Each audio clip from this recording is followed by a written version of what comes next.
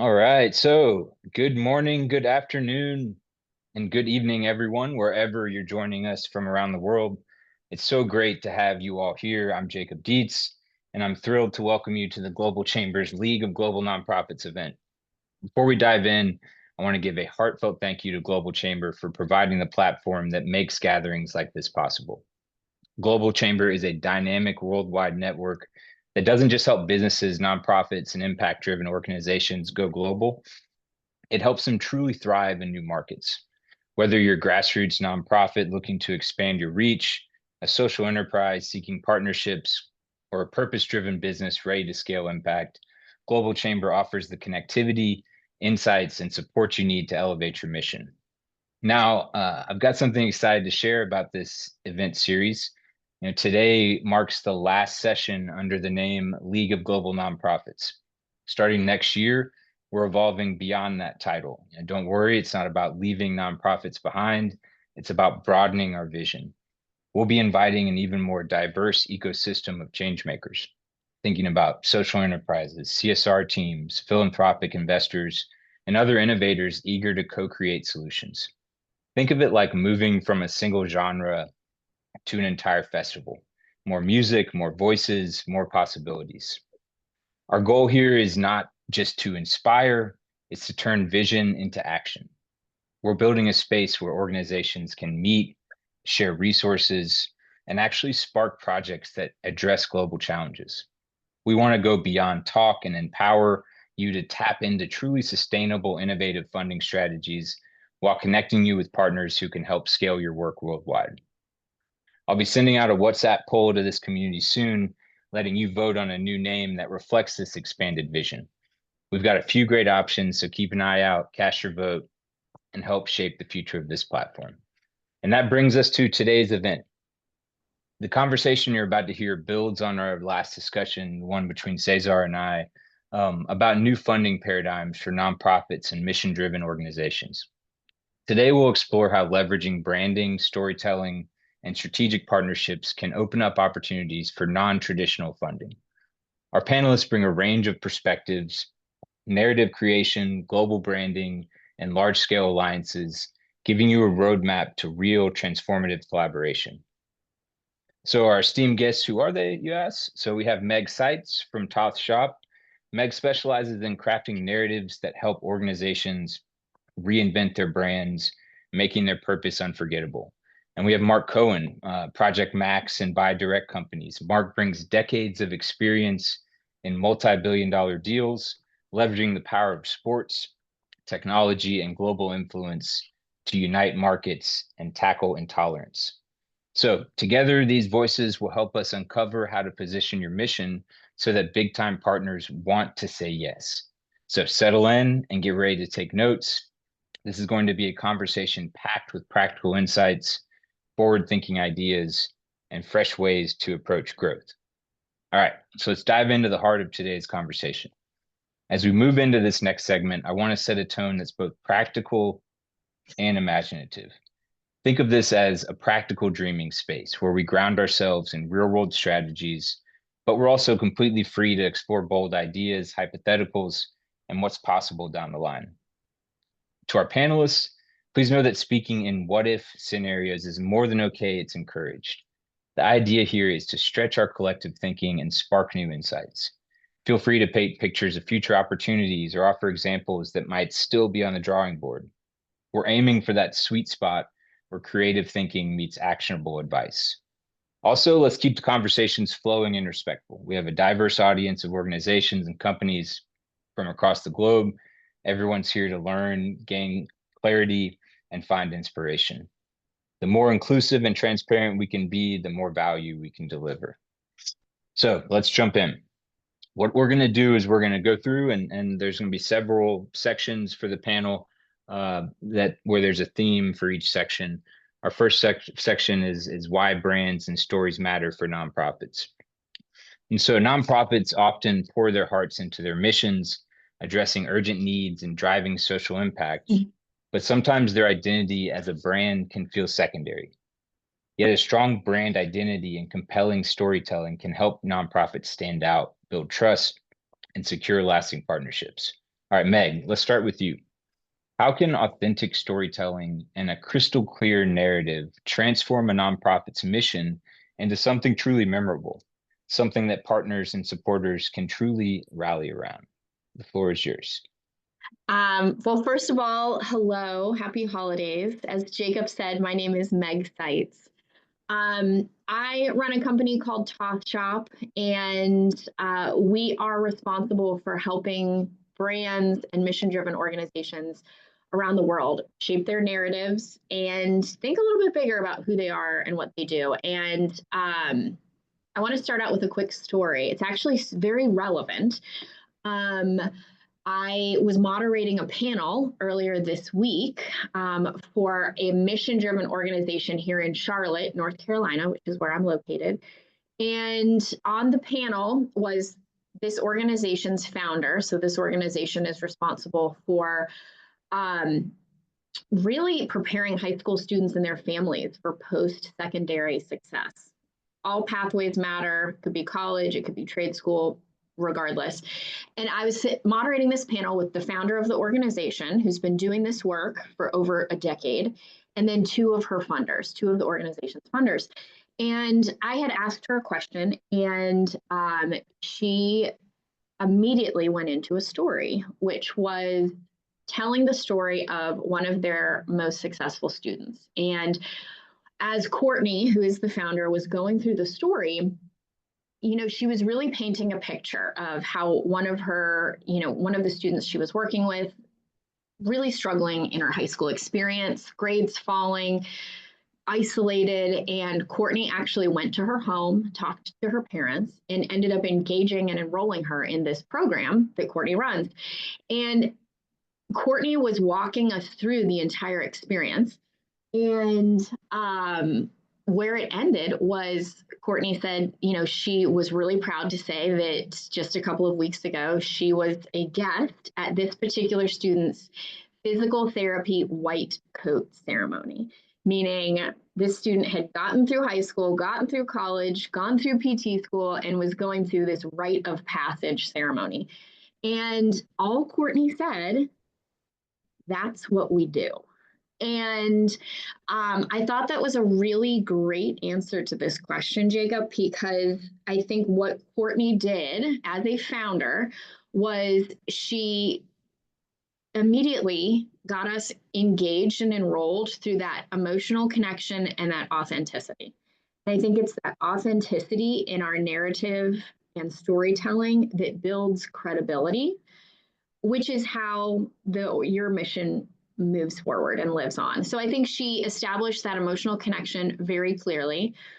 She was sharing a success story, which is one thing we always forget to do. We're so caught up in the language of what we do and probably, our mission statement or our vision statement.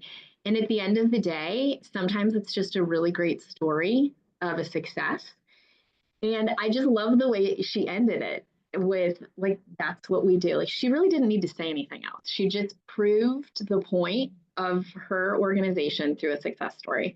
And then the other thing she did, which is I think what a lot of storytellers don't appreciate as much, is she really painted a picture where she was visualizing the story for us. She was painting the picture of the student's life in high school, how she was really struggling, how, it was a dead end. She goes to her home, she's meeting with her family, she's helping her make this decision, and now we're at a white coat ceremony. So I think in telling that story and helping us visualize it, it was one of those pieces that becomes very memorable. Like, I mean, a couple of days later, I'm still obviously talking about this story. So a couple of things that she did that I'm aware of just as a storyteller and a writer and someone who helps people reinvent brands is the show versus tell.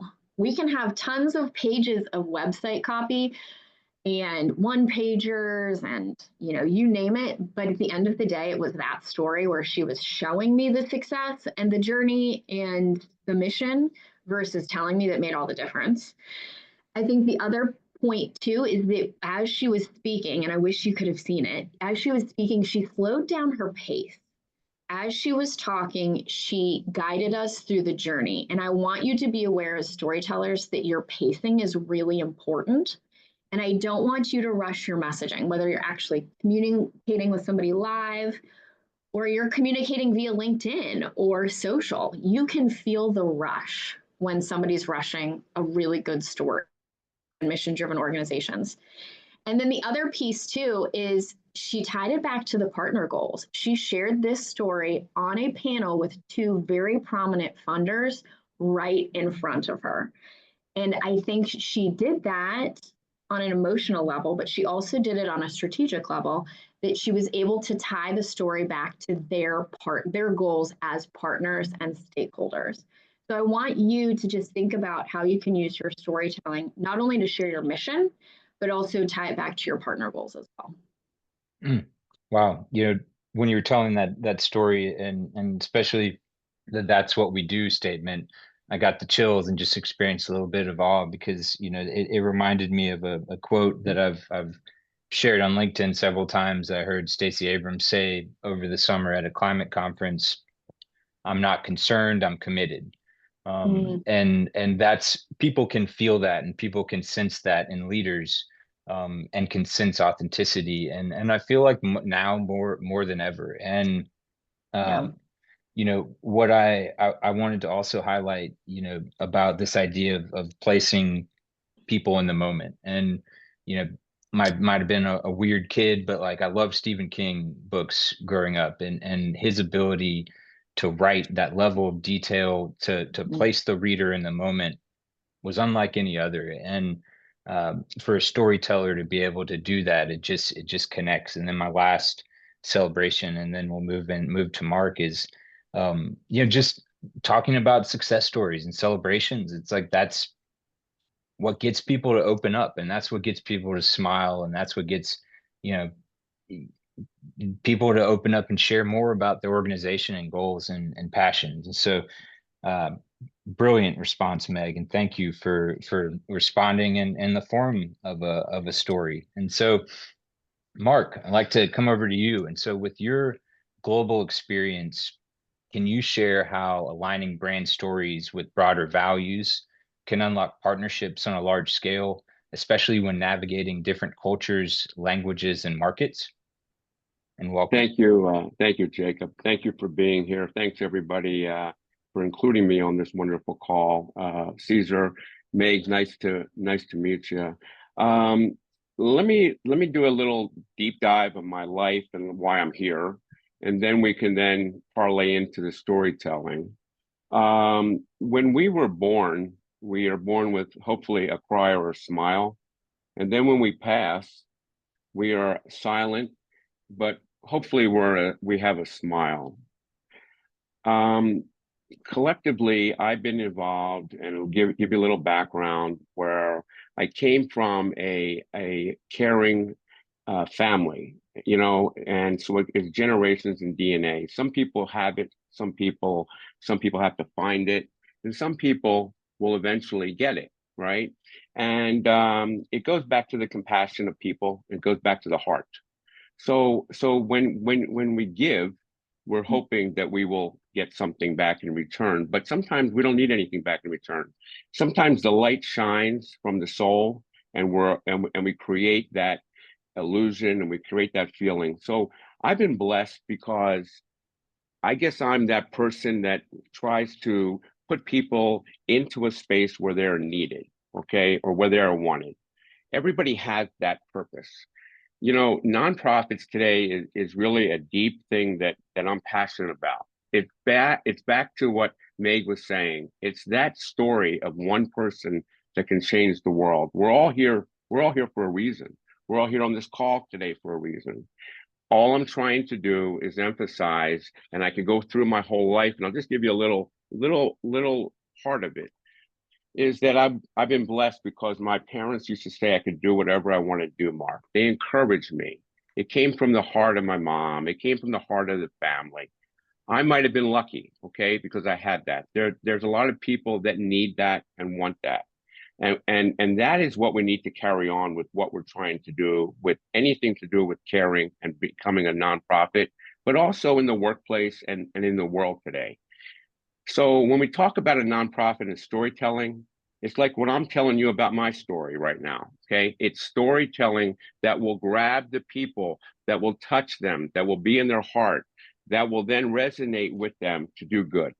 And then collectively, we can build this tribe together. Okay. So, I could have all these accolades of my past and, I sold my business to the Chinese government at a young age. I was in front of the government of China. If I could sell to China, I could sell to anybody. So that was one little area. What can I do now good in the world?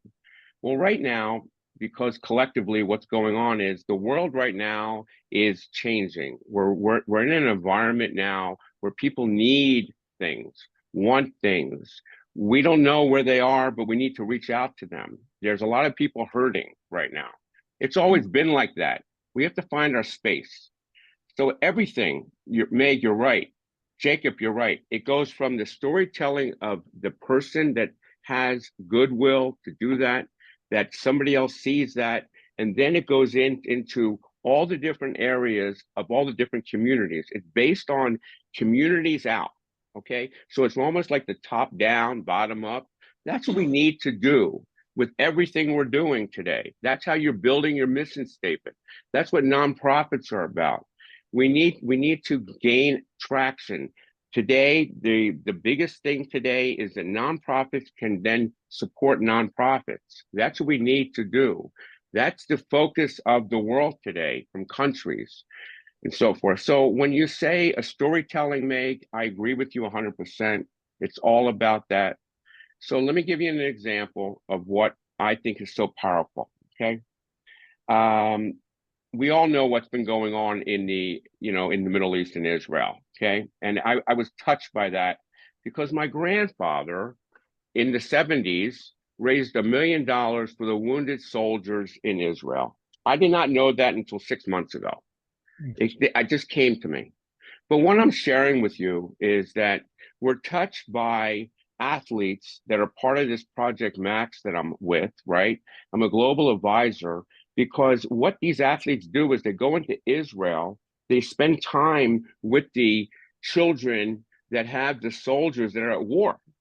Okay. That's such a touching moment for athletes to do and give back to the communities. That's just one thing. So when you say about the big leagues and you say about sports, or you say about music, or you say about all these things, I was involved with Hands Across America. I was involved with We Are the World with Ken Cragen, with Lionel Richie, and what they did with Michael Jackson.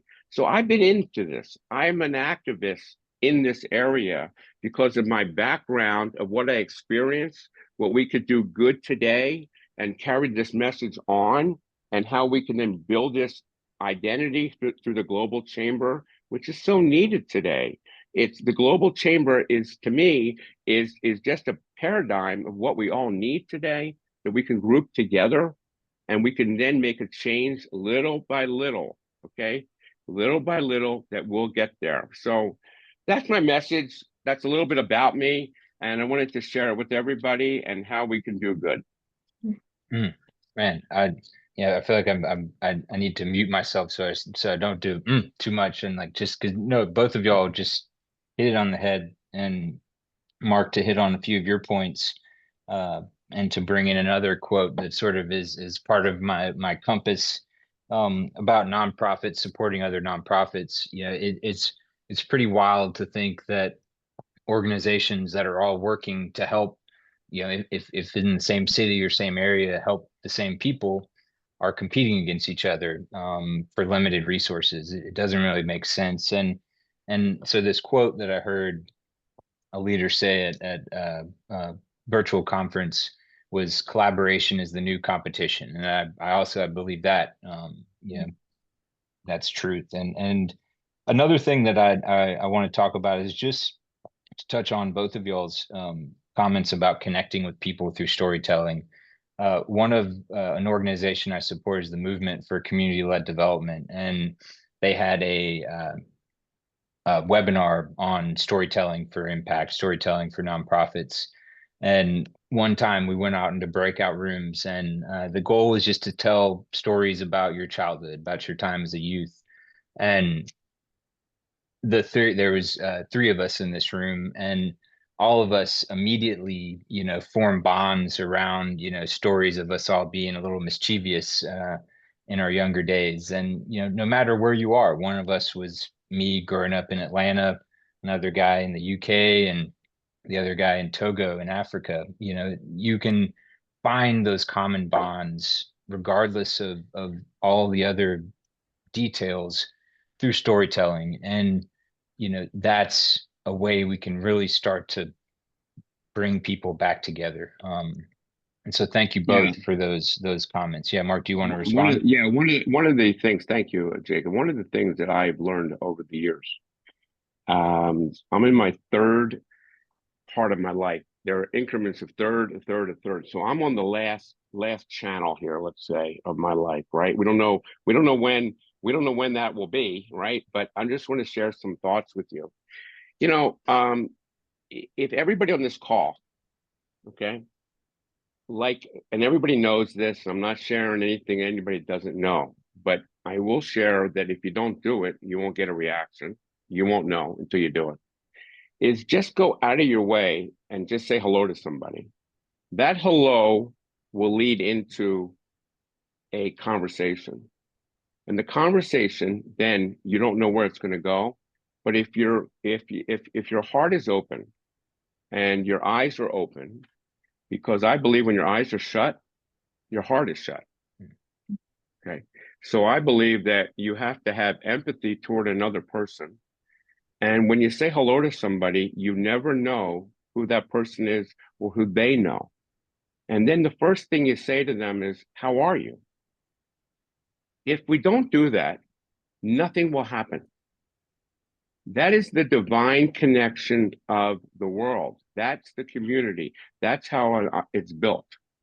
Mhm. And if you don't teach your children that, or if your parents didn't teach you that, maybe I touched somebody today, okay? And just go back to somebody that's older. Learn from people that are older, like I've always done, because I want their expertise so I can then pass it on. And that's the beautiful thing about what nonprofits are all about. They're only trying to do good for the world. So Mm, that's the overall message of the foundation of what we're trying to bring value to the culture and create a good society in with everybody's area where they live. That's so important today because everybody needs this now more than ever. That's my that's my feeling that I'm feeling from the vibration of what's going on in the world today. yeah, I agree with you completely. And Nima, thank you for the emoji applause. And um, that's sort of lends well into this next section in this discussion is getting into practical steps, and looking at practical steps through a scenario. And so incredible insights in that last discussion. And now let's get even more hands-on. I'll pose a hypothetical scenario. And so here we go. Imagine a nonprofit focused on expanding healthcare access globally. They've got a solid track record locally, but now they're stepping into a new frontier onto an international stage and need to attract new partners. Maybe it's a global tech company or a renowned sports foundation who can help them scale. Meg, how would you advise weaving mission and values into their narrative so that it resonates emotionally and logically across different cultures, helping people get it instantly? And we don't have to Mhm. stay in a global healthcare type of situation. You can bring in any scenario, but yeah, throw it back to you. Yeah, it's funny. We work over the last decade, we've worked with a variety of companies, organizations, for profit, not for profit. And every time I work with a for profit organization, I'm always trying to get them to articulate, like, what's your mission? What's your vision? What are your values? And sometimes they're like, oh, that's the fluffy stuff. We don't need that. And I wish that they had the heart that a lot of you have as mission driven organizations, that you're very clear on your mission and your values. So I'd say the first thing I want to say about this topic is a little bit of a timeout. One, I want to make sure, well, first of all, I've never met a founder or a leader who has chiseled their mission into stone, meaning it changes and it shifts and it morphs and it grows and it changes with your organization. So that's the first thing I'll say. The next thing I will say is I want you to really think about your mission statement and, can you name it right now? Can you write it out? Could you speak it to me, on the fly?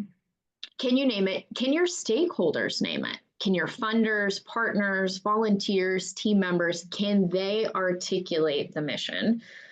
And then the third question is, when was the last time you really looked at it? Like not just like copied and pasted it into the, proposal kind of thing.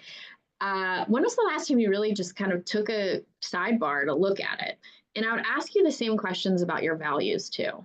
Can you name your top 3 to 5 values, your organization's top 3 to 5 values? Can your team and your stakeholders, do they know your values? And then when was the last time you took a look at them and really evaluated, like, is this what we stand for, or has it changed? Because sometimes, depending on, if the founder is still involved, team members change, the legacy changes, and sometimes we think that these pieces have to stay the same and they don't. So that's the first thing I want to say about that. And I have a funny story because I'm on a board here in Charlotte, and we were looking. It's an organization called the Charlotte Center, and they do a lot of work with bringing the humanities to business. But we were looking at the mission statement, and we have this phrase in there about civic imagination. And I'm sure it's a phrase that many of you know, but there were some new board members who were like, where'd that come from? Who wrote that? How long has that been there? Like, it was one of these things, like, as you're cleaning out the attic and you're like, who bought this? When did we, like, this isn't ours right now. And so we really were evaluating, like, do we need that phrase in there? Do we stand for that? Is that still a part of our programming? Have we even communicated that to our funders? Like, we really kind of had that pause. And so I think what we ended up doing is kind of reevaluating some of the messaging around that, because it was just kind of, I don't want to say dated, but we weren't really using it. So I say all of that to give you permission to say, your messaging, your mission, your vision, your values, like that can change over time. It changes with culture and people and funders, stakeholders. So my first invitation to you is look at those foundational messaging pieces. Like, are they still true? Because there's no way you're going to put anything out in the world that you feel really good in your gut about until you know that those 3 pieces, mission, vision, values, are a solid representation of what you're up to now. Much like my story about Courtney, what I would, a couple ways that you can work mission and vision values into your narrative is start with a relatable story. Sometimes we're trying to really like come up with the next TED Talk. And a lot of times it's just as simple as sharing a very real life specific example of how your mission has made. And this is where I would say, like, use vivid details, get personal, be authentic. Like, you want to create that emotional connection that will subtly showcase those values in action. And I think there's a lot of power as well in obviously showcasing a success story, but then also highlighting a challenge that might have been overcome by your organization so that you get that empathy, you get that engagement. You can show them that everything is not a success story. We know that, but there are challenges that you overcome. So I would say, first of all, start with a relatable story. The other piece here is really clearly defining the why behind your mission. And I think it's the why that fuels your mission, vision, and values. So getting really clear on why your organization exists and what inspired its creation, who inspired it. Maybe it's a specific person or an event or a location, like getting really clear on what inspired it. And then really thinking about how to frame your mission as a response. So is it a response? Was it a response to a really pressing problem? Because I think when you identify how it is a response to a problem, you're going to get partners and supporters engaged and involved. So I think that's the other key piece, is getting really clear on the why. And then the last thing I'll say here is I just want to remind you that this is an opportunity to tell a story. And all stories have that beginning in the middle and the end. Again, don't rush it. I feel like sometimes we always try to tell stories really quickly, but I want you to really think and go back to like 7th grade language arts, and you're building that narrative with an arc, kind of like Courtney's arc with me. I'm like, how did she do that so seamlessly? What's the beginning, what's the middle, what's the end, and really then think about your storyline and think about where your values fit in. So if, as an example, if inclusiveness, being an inclusive organization is really important, then I want you to show how you have brought people together. You've brought diverse people, you've brought different communities together. Like, I want to see that as part of the plot, so to speak. So how can you incorporate your core values into the plot of your story? But yeah, I mean, I think none of that matters if you're not really super clear and confident in mission, vision, and values. So I invite you to do that first. Man, another very, very insightful session. Thank you so much, Meg. And I know that maybe y'all moved on from it, but I really like that phrase, civic imagination. Like anything, I think that we need to, and this is sort of with this space today, like create, and we've been talking about this in some other spaces I'm in, of creating more spaces for people to be just curious and wonder. And so thank you. And in terms of the why, I think, I've always sort of known what my why is, but once I really got clear on that, it sort of set me free and unleashed me to really be focused and power forward. And then, I just wanted to say, I chuckled, probably didn't hear on the mic, but we don't have to create TED Talks every time. I think, people now, like I said probably earlier, now more than ever need authenticity and can see, you might not know it, but they can see when you don't believe in yourself. And so really, simplify things to make sure it aligns with you and your true self and your passion and purpose.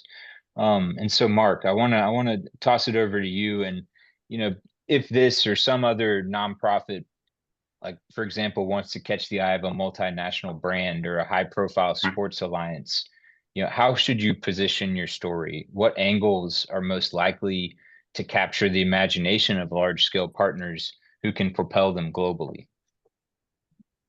Great question.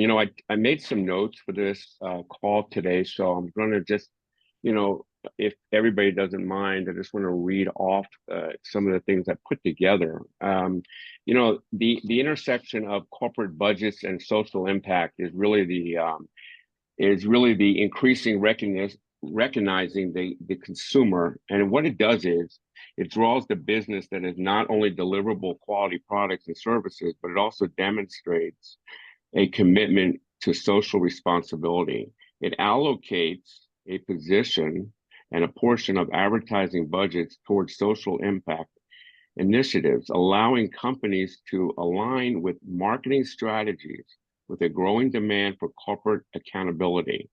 Nonprofits can leverage this desire by presenting a compelling, like what Meg was saying, well-driven value between partnership and opportunities that resonates with the corporate stakeholders while furthering their mission. That is something that will attract all types of other additional nonprofits when you go out there and create that intersection between the corporate and between the social impact of the world today. Just that in itself, at a high level, will do everything that you need to do today. The role of a global influencers It poses an expansive reach that's the ability to engage the audience across multiple platforms by partnering with influencers who are passionate about the social cause. That's the key. The nonprofits can amplify their messaging by mobilizing support beyond traditional donor bases. Just that in itself, if that just sits and you resonate with that, that is a powerful way to have the message communicate. And these are just some of the notes that I was doing to prepare for this today, to get the spark into people, to get the spark into their businesses. And that's how I could help businesses grow their nonprofits, by just giving them some advice. And that is why I'm so passionate about this. And then it just goes into the nonprofits that we do with sports the same way, right? Or we do with healthcare, or we do with food, or we do with medical supplies, or whatever your initiatives are for the communities to build out. The other thing I'm so passionate about, and I had a call with Nima earlier in the week, is I'm married 43 years. Like I said, I have two boys, 40 and 29. I have three grandchildren. The most biggest thing that impacts the world today is women. Without women, there's no man on this earth that should be here. Okay, women are the key, and they have the strength, and they're multitask, and they can do a lot. We need to empower the women today in the world more than anything, and making sure they stay healthy. Yeah, I agree 100%, Mark. And I think looking at really focusing on turning that into opportunities, and I put in the chat this article that I read early in after leaving the teaching profession. This concept of shared value, that you can still be profitable, you can still be competitive, and you can still do right by the community and people and planet. And the technology that we have at our fingertips now can help you do that, can help you sort of wrap your head around some of these changing times, and how to tailor you and your values and vision and mission, um, to be able to go out and be successful. And before we get into this next and final section, I see a question by Amina in the chat. And so she says, for a new nonprofit organization, despite having a good story, still the implementation can be a big nightmare, and have a lot of hindrance. What could be some advice to a nonprofit here? Maybe just like a minute response for each. Yeah, I totally understand. Like, we can have all the best copy and messaging in the world, and then we're like, what do we do with it? So I would probably, first of all, identify what the goal is. Like, what do we need it to do? Do we need it to raise money? Do we need volunteers? Like, what's the goal? And then I would also say, like, try to figure out what's manageable. Because sometimes what happens is we see what big shops are doing. It's like, oh, they're posting and they have webinars and they're going live and and it's like, I can't do that. Like, I don't have the manpower. And so I would think about, to my point earlier, pacing. Like, think about what's manageable. Think about what the goal is, and then think about what's manageable. And I think you can always scale up. The problem is, I think we come out of the gate and we want to do all these things, and we do all the things for like a month, and we're tired. We're like emotionally exhausted. We're out of ideas. We're out of content. I don't know what to say. And so I'd really think about, what does engagement, what does messaging, what does marketing, what does this look like on a weekly basis? Maybe not even that, maybe just monthly. Like, where are our touch points on a monthly basis? And what's the goal of each touch point? And then I would get really clear on who you trust with your communication as well. Because I think a lot of times, sometimes we're like, oh, we'll get an intern and they'll post. They're great on TikTok. They're great on Instagram. And they're very savvy with those tools. They are not as savvy, not yet at least, they're not as savvy with how to implement it, how to follow up on a DM that might come in and needs a response. You think about these things that might need a little bit more polish. So I would really think about goals, what you can handle, and then who you trust with your communication to help implement it. Light bulb moment with that statement. Yeah, brilliant. And Mark, I want to throw it back to you. Yeah, great. Nima, great question. Yeah, that's the barrier that everybody has today. How do they raise money? How do they get to the point A to point B? May gave the best advice to anybody where you're messaging, whoever that messaging is, and you're creating a mission, you are the voice of your mission. No one should be in control over your voice than you to okay it, or the trust level that you have that does the social media. That is the biggest downfall of any company right now, because that's what happens. Everybody has their own different intention of doing something. Let me share with you an idea. That's all we're doing with this right now, how to get to A and point B. I've been really successful in, you worry about how you're going to get it off the ground. Let's worry about who you're going to partner with first. Mm-hmm. Who are you going to partner with? Who is already going to be identifying that you want to be like them and you could share the story together? Who's aligned with your messaging? That is what I do best, is that I partner with everybody, because the partnership is what is the grassroots that gets you the traction within the culture. So, Nima, focus in on, if it's food, if it's education, if it's the learning, whatever that is, it's the partnerships that you want to partner with that you need to reach out to. And this is what's so great about the Global Chamber, what I'm so excited about, because you can reach out to anybody and you can start a conversation, and then maybe you can have a positive impact together. Mm-hmm. Yes, 100% on that. And yeah, I mean, it's global chamber, and it's about accessibility, and it's also what I love. One point, Mark, is not putting all of these barriers in front of yourself before you even get to fly or put all these weights on the plane. Right. What I've heard from so many people, whether it's founder coaches or fundraisers or anybody, it's like, if you're for profit, like, get with your customers and build that customer base. If your impact, build your community, build those relationships. I love that book that I dropped in the chat. Who Not How. You don't need to Right. have all the answers to everything. Adopt that mentality where you can, and it really helps with the peace of mind. And so, to sort Do you of mind wrap. if I do you mind if do you mind if I do you mind if I do a little bit of so there's a book called, it's Bob Bourdain. I don't know if you guys can see it here. It's not on their screen that much, but Bob Bourdain is a guy that has a couple books out, and everybody should, I'll put it in the chat here. He has two books out. It's called Two Chairs, Where You Sit with God Every Day. Okay. It's Bob, and it's Beaudine.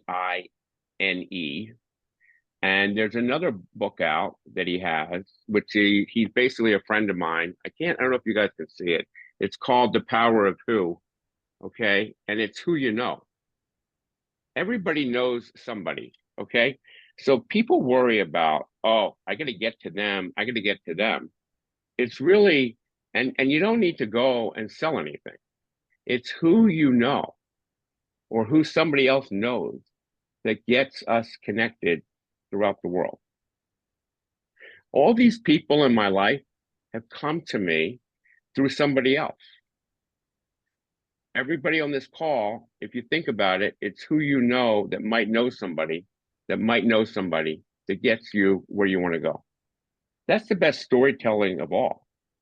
Meg, I agree with you 100%. I keep on saying I agree with you 100%. I agree with you because that's what it's all about. Mhm. Yeah. Yeah.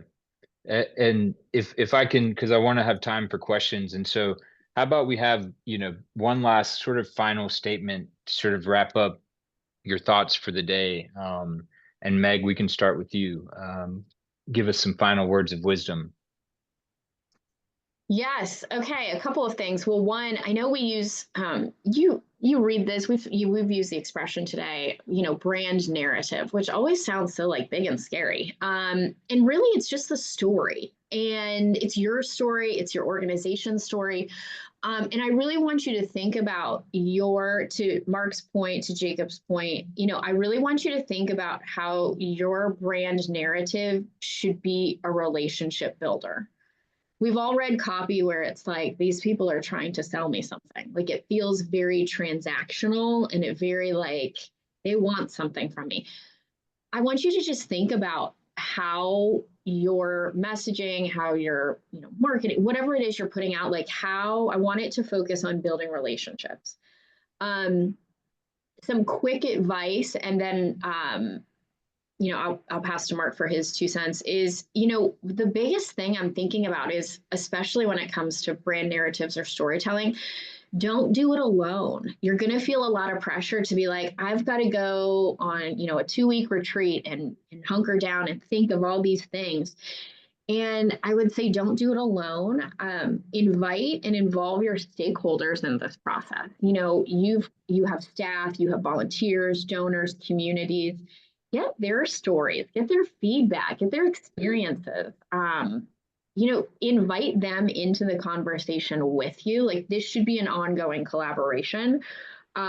So take the pressure off yourself to nail down this like amazing message or story, like invite them into the story with you.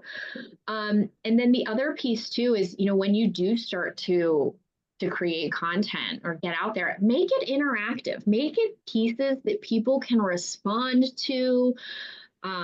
We always call it user generated content, which I feel is like a fluffy way of just saying like post other people's pictures or their testimonials or their videos, like invite them into it. I think all of those pieces are gonna help you build the relationship, and you're through this process of bringing people into storytelling or content creation, you're going to identify your ambassadors, which is, I think, sometimes I know we've seen large corporations like Lululemon, as an example, uses an ambassador program where they've got a couple key people in the community who help spread the word. And I want you to be able to think about who your ambassadors are. Maybe it's your board, maybe it's just volunteers that are like, I love what these folks do, and I just want to help them spread the word. When you find those voices to trust to help elevate the message, you take the pressure off yourself, which is my big thing for any founder or executive director, is take the pressure off yourself. Because that's a lot. Like that's, it can be a lot to kind of figure out your messaging and then the implementation. So I would say invite people into that. And my last thing, which I'll say is, all of this starts when you have a conversation with your team, with your stakeholders.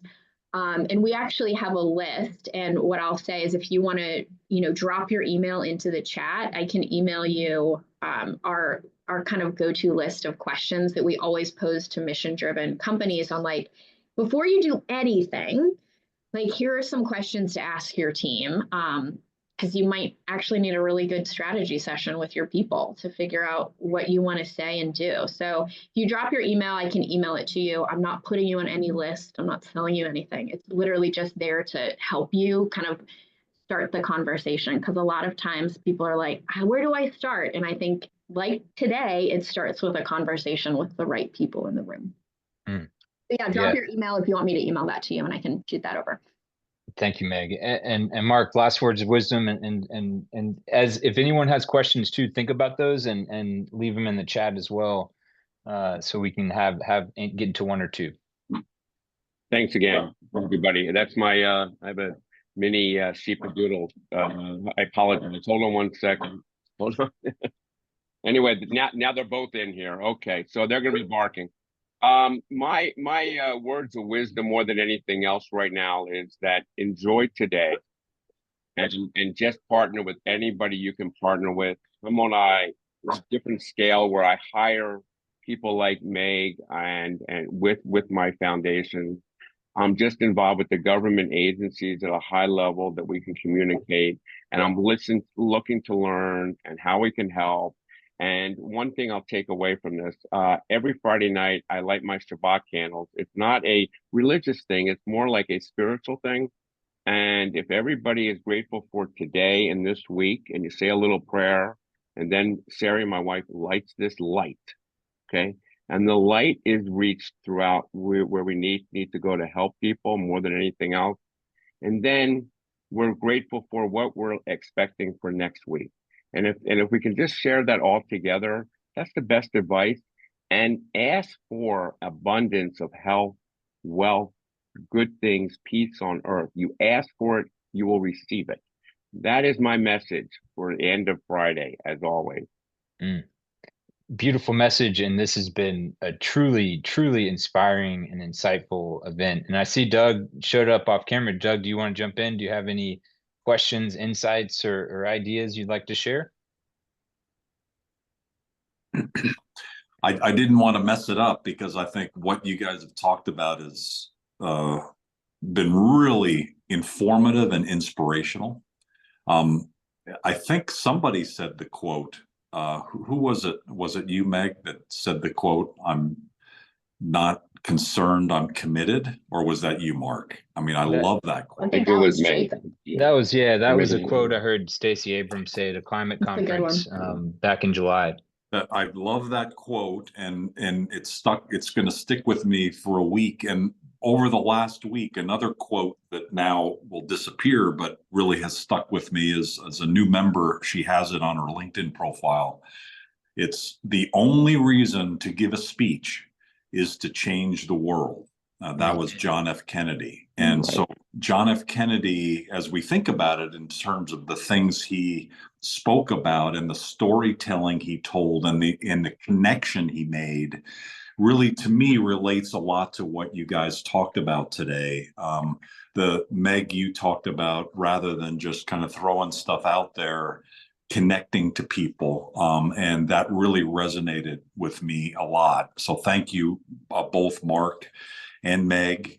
Brilliant information. And Jacob, thank you for pulling us together. This was fantastic. What do you think? Oh man, I'm sort of blown away. It seems like I appreciate how this conversation, like how it happened, and just I feel like all of the conversations that we've had, people will gain insights and connections and ideas.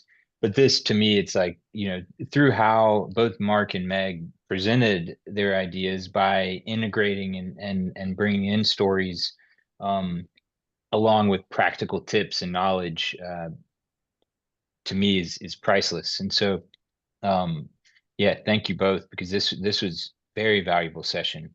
And we might not have time for questions, but connect with Mark and connect with Meg. They have a wealth of knowledge, and now more than ever, we need to not only work together, but like by working together, we can further differentiate ourselves, because bringing in different perspectives allows for more creative ideas to flow. And so to close this off and to close this year, this has been a deep, engaging conversation, and I'm grateful to all of you, our panelists, our attendees, and of course, Global Chamber, for making it possible. We've heard our practical advice on shaping your nonprofit's brand, connecting with partners, and thinking big about what's possible. We've also stretched our imaginations towards a future where nonprofits and social enterprises aren't just funding seekers, but creative co-creators. It's a tough one, of impact, working alongside global brands, influencers, and innovators. As I mentioned at the top, today is a milestone, our last event under the name League of Global Nonprofits. Starting next year, we'll be evolving the name and expanding our scope to encompass an even broader range of impact-driven organizations. Keep an eye out for that WhatsApp poll I'd love to have your input on choosing a name that embodies this new, more inclusive vision. In the meantime, let's keep the momentum going. Use the tools and insights shared today to refine your storytelling, strengthen your brand, and reach out to potential partners. And remember, Global Chamber is here to connect you with resources and opportunities across borders, sectors, and industries. Thank you again for spending this time with us. I always say, stay curious, stay open, and keep dreaming big, but also keep taking those practical steps forward. Have an incredible rest of your day, an awesome weekend, and a wonderful holiday season. And I can't wait to see what we build together next year. And talk about timing, eh? Thank you so much, and have a very happy holiday season, everyone. You're very welcome.